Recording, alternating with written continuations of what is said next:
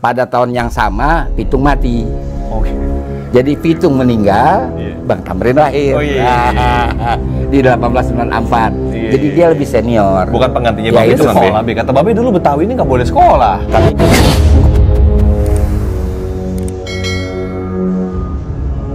Hari ini gue bersama Babe, gue mau diskusi mengenai sejarahnya Jalan Husni Tamrin. Bukan sejarah Jalan Husni Tamrin, tapi gue mau menggali.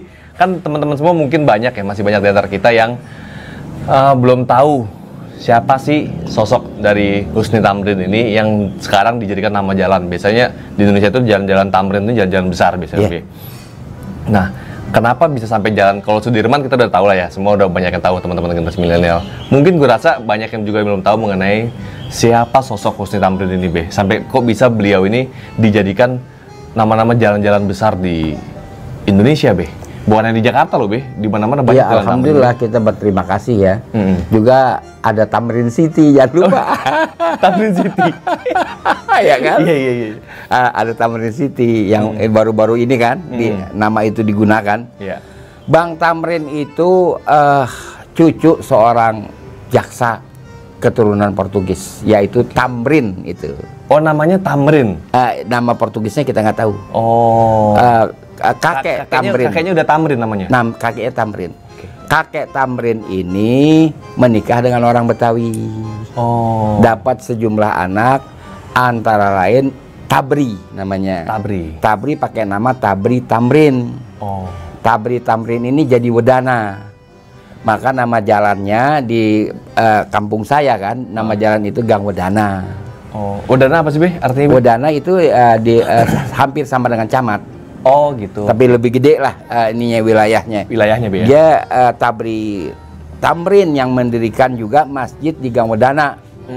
Itu masjid di mana saya mengaji dan sebagainya. Masa kecil saya itu di masjid Bang Tabri Tamrin.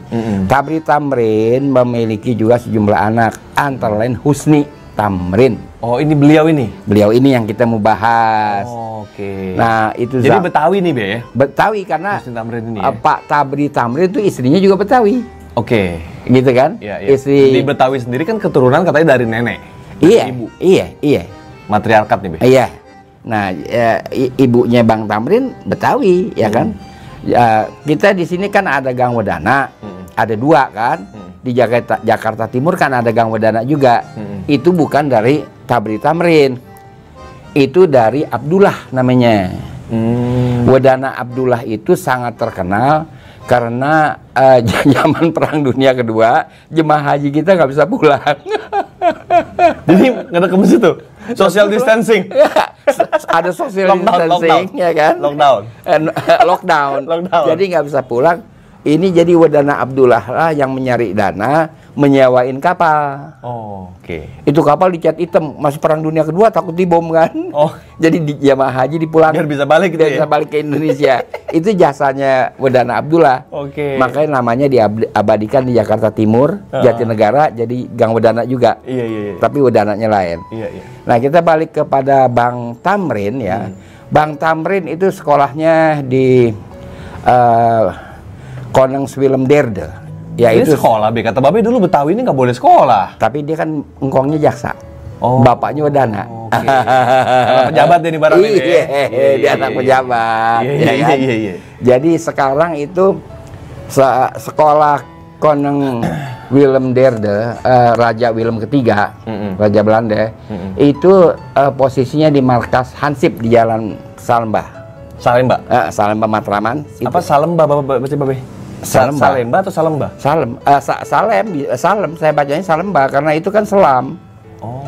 Hunian Bukan Salemba nih, Be, ya? Bukan, hunian orang Islam, Selamba. Oh, Selamba, Salemba ya? Salemba kita bacanya, ya kan? Nah, dia di situ sekolahnya. Bang Tamrin, kemudian dia berdagang dulu bisnis. Dari situlah dia menjadi orang kaya, dia punya mobil sport, ya kan?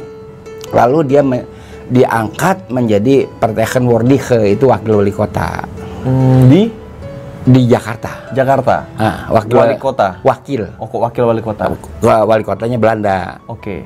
Nah, disitulah gagasan dia yang dinamakan Kampung Verbatring, perbaikan kampung, itu terkenal. Jadi dia ini tajir dulu baru jadi wakil wali kota atau jadi wakil wali kota itu tajir? Kagak, dia tajir dulu. Mau ditajir nih barang ini? Zaman dulu orang begitu, tajir dulu baru ikut politik. Bukan ikut politik supaya tajir. Oh, iya.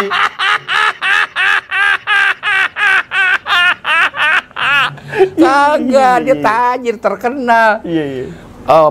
Native atau pribumi satu-satunya yang punya mobil balap kan cuma Bang Tamrin. Pada masa itu? Pada masa itu. Dia ini bisnismen dulu, Be? Bisnismen. Oke. Awal bisnismen, lalu dia menjadi wakil wali kota Vertegenwoordige. Lalu pada 1918 dibentuk Volksraad, Dewan Rakyat, dia adakan pemilihan. Ada 60 anggota Volksraad, 40 diangkat Belanda, 20 dipilih. Bang Tamrin terpilih. Di situ dia sudah dikenal, dia dipilih sebagai anggota Volksraad atau DPR kali kira-kira. DPR setara. Dan dia menikah pada waktu itu, tahun itu, Bang Tamrin. Pernikahan Bang Tamrin itu sama orang Betawi. Pada waktu itu pernikahan dia dihadiri oleh seluruh jagoan-jagoan. Ada sekitar 10 kali jagoan yang datang. Ada Alihun dari Jati Bundar Tenabang. Ada Jakman dari Sobesar. Itu kakek saya.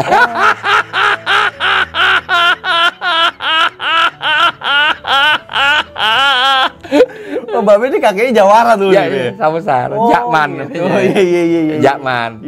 Dulu pernah jadi nama gang kan? Oh, sempat Be ya? Ya di Sobesar Bedeng itu jadi nama gang Jakman. Berarti dulu punya wilayah juga tuh kakek Mbak Be. Oh iya. Engkong apa? Engkong Be ya? Engkong Jakman kita panggilnya. Ya dia. Nah, setelah itu beliau Bang Tamrin penuh bertugas sebagai Volksraad. Nah, di dalam perjuangan di Volksraad beliau juga ikut mendengungkan Indonesia Merdeka. Oh, pejuang juga nih. Pejuang Indonesia Merdeka. Nah, lantas kita perpendek saja kisah ya kan. Padahal dia dulu wakil wali kota, Be.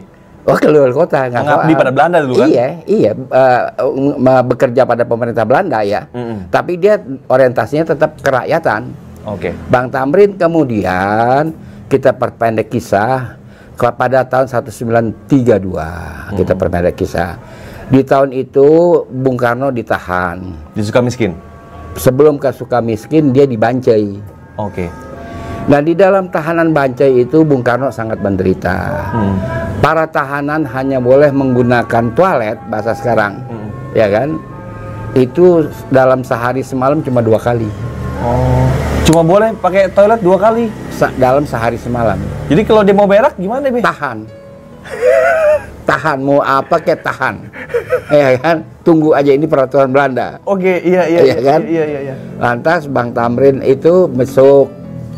Terus Bung Karno mengeluh, saya ini kerja rodi, kerja paksa. Saya harus membersihkan drakery itu mesin cetak. Itu pakai oli. Di penjara itu? Di penjara, bukan, dia dibawa keluar penjara. Oke. Ada mesin cetak yang macet, Bung Karno. Bukan yang benerin. Bukan yang benerin. Insinyur ya kan, Be? Insinyur. Iya. Habis oli semua badannya dan nggak boleh ke kamar mandi. Dia udah pakai 2 kali. Harus tidur. Dia bilang, saya sering kali tidur bersama oli, kata Bung Karno. Bang Tamrin bilang, sabarlah ya, saya akan perjuangkan pemindahan Anda, gitu bahasa sekarangnya. Memang diperjuangkan Bang Tamrin, Bung Karno dipindahkan ke Sukamiskin. Dia nggak lagi kerja rodi, ya kan? Kemudian juga lampunya bagus. Tadinya kan 5 watt. Dia bilang, Bung Karno bilang, saya nggak bisa membaca kalau hanya 5 watt. Lampunya diterangin dan sebagainya. Jadi Bung Karno sedikit nyaman. Balik pada Bang Tamrin. Bang Tamrin ini didatengin perkumpulan. Sebentar, Be. Jadi Bang Tamrin ini punya jasa besar, Be, ya, sama Bung Karno, Be, ya? Dan dia nyobat. Berjasa besar dan nyobat. Pantesan ini Bung Karno ya, kan yang ngasih nama jalan itu kan Bung Karno kan, Be? Jalan yang sekarang ini Bung Karno. Pantesan namanya Bung Karno dikasih nama jalan besar utama ya. Iya. Bang Tamrin, Husni Tamrin nyambung ke Sudirman, itu bersejarah kan itu. Yang punya jasa-jasa besar sama Bung Karno. Oh iya, dan Indonesia. Oh, di situlah Bung Karno. Oke, ini menarik nih, Be. Karena Bung Karno pada saat itu kan penguasa nih. Tapi sebelumnya Bang Husni Tamrin ini yang lebih berkuasa dibanding Bung Karno pada masa itu? Iya, dia lebih senior. Lebih senior. Karena Bang Tamrin, Bung Karno kan lahir 1901. Bang Tamrin itu lahir 1984. Sorry Mac. Bang Karno 1901, Bang Tamrin 1894. 1894. Pada tahun yang sama Pitung mati. Oke. Jadi Pitung meninggal, Bang Tamrin lahir. Oh, iya. Di 1894. Iya, Jadi dia lebih senior. Bukan penggantinya Bang Pitung kan, Be? Oh enggak, lain dia main kepale. Jadi dia ini Bang Tamrin akrab sama siapa aja. Termasuk kumpulan-kumpulan bola. Kumpulan-kumpulan bola ini mengeluh ya, antara lain yang ada pada waktu itu yang saya ingat adalah Cahaya Kuitang, anak-anak Kuitang.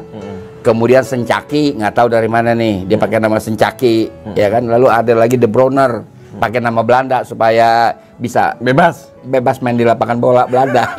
Tapi nggak boleh juga. Zaman dulu nggak boleh nih, Be? Iya, zaman dulu lapangan bola ya.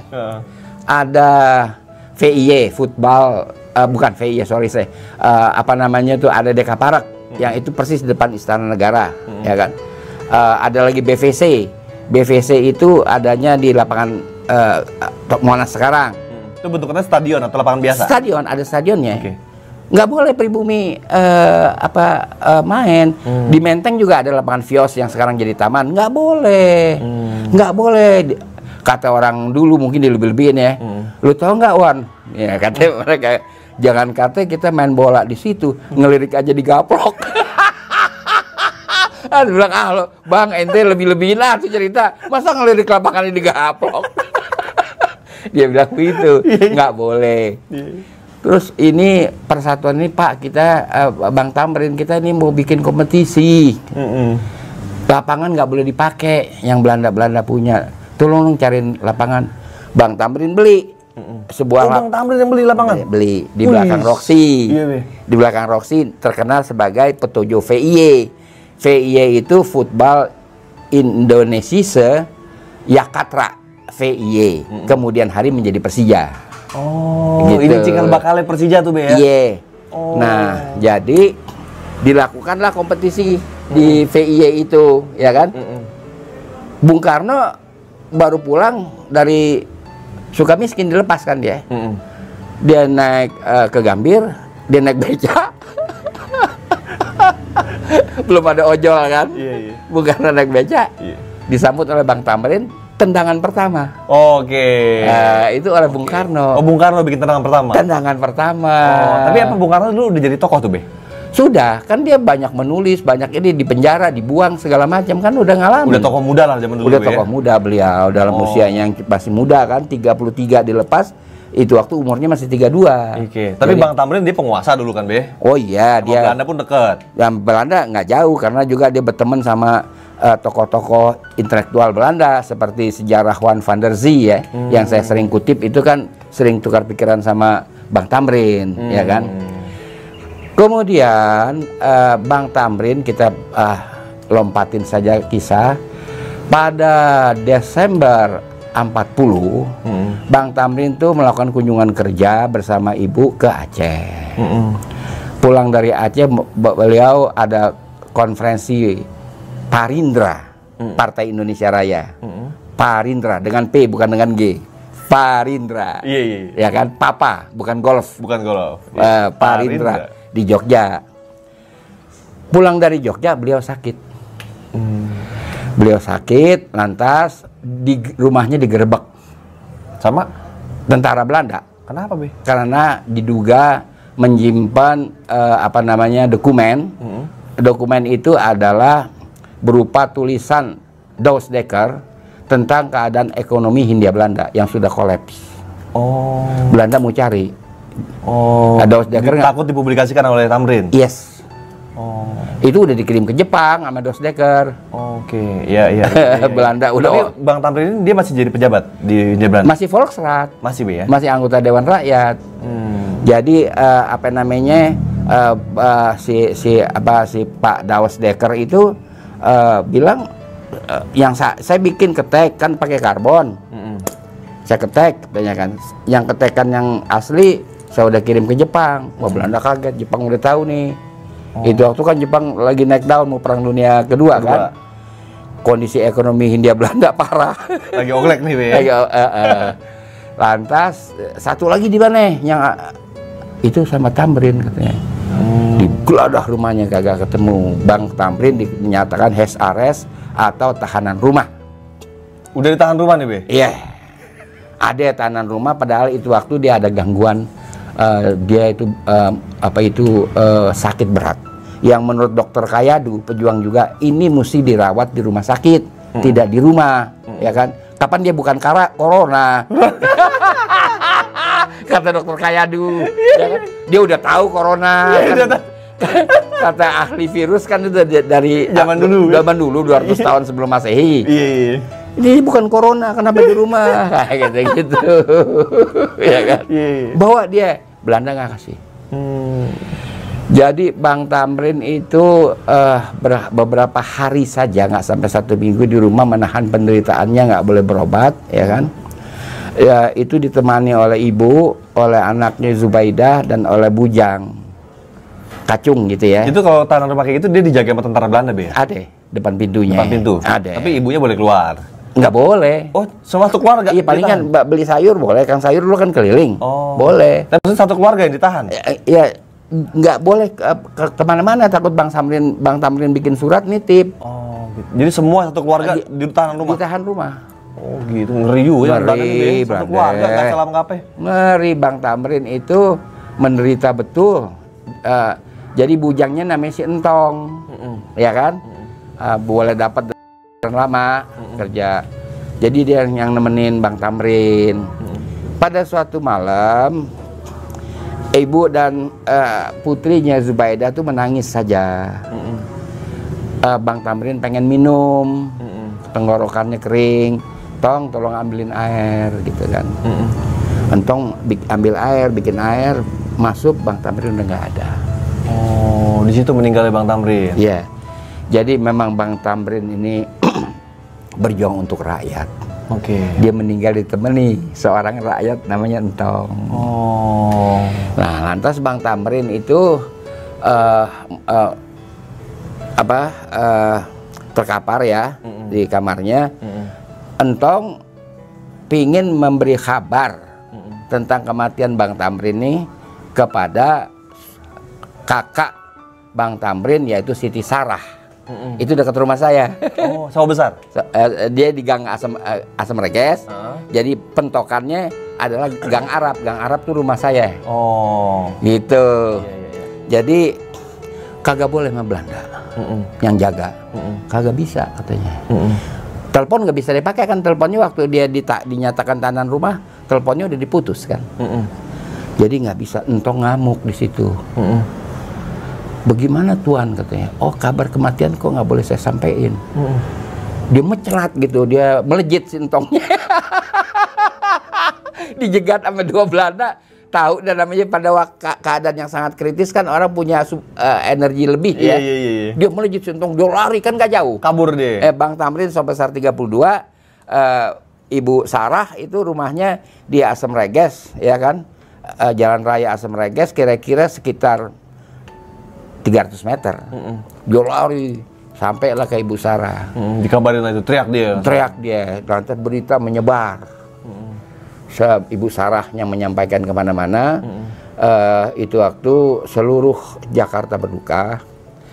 Bang Tamrin itu disembayangkan di Masjid Gang Lere namanya, di daerah Sawah Besar. Kemudian setelah disembayangkan di Masjid Gang Lere, beliau dibawa ke Tanah Abang, karet, kubur. Itu emang ribuan. Oh, di karet, Be, kuburannya, Be? Ada kuburannya di karet. Oh. Itu luar biasa. Jadi memang orang tuh rakyat yang pada menyambut luar biasa melepas kepergian Bang Tamrin. Bahkan Muhammad Nasir dari Bandung aja datang. Bung Karno yang makamin? Bung Karno itu waktu tahun itu kayaknya nggak ada di Jakarta ya. Oh. Lagi tetirah, lagi pergi gitu kalau nggak salah. Iya. Jadi yang tokoh yang hadir Bang Tamrin, lalu tokoh-tokoh Parindra ya. Oke. Tokoh-tokoh Siapa partai. aja, Be? Itu waktu Pak Nasir ada dari Pak Nasir ada. Saya rasa mungkin RP Suroso hadir ya, yang nama Jalan Gondang dia kan diganti RP Suroso, dia itu hadir.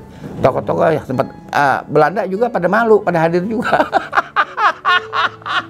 Tadi diumpetin sama dia, akhirnya hadir juga. Hadir juga Belanda. Iya. Gitu, penuh lah itu pemakaman itu, begitu Bang Tamrin. Ini menarik banget ya, Be. Jadi mengenai Bang Husni Tamrin atau Pak Husni Tamrin, jalan-jalan besar yang ada di Indonesia biasanya. Bung Karno nobatkan beliau sebagai nama jalan. Itu kan nama-nama jalan ini kan orang-orang punya jasa bagi Indonesia, Be, ya. Biasanya, Be, ya. Apalagi jalan-jalan protokol, jalan utama. Ternyata beliau ini adalah seorang yang keturunan dari Betawi tapi ada budenya. Ada. Dari kakeknya kan, Be? Dari kakeknya.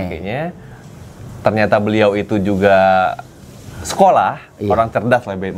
Dia berjuang dengan kepalanya. Dan saya ada ingin tambahkan penting. Beliau mendirikan perkumpulan kaum Betawi.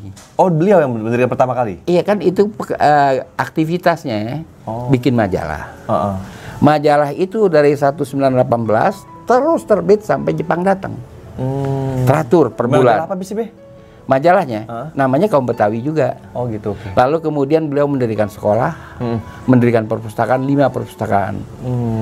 Jadi base-nya adalah intelektualitas ya, orang dulu kira. Mungkin dia kesel kali ya, kenapa Betawi nggak boleh sekolah zaman dulu kali. Akhirnya dia mendidik lah orang-orang Betawi. Mencerdaskan orang Betawi.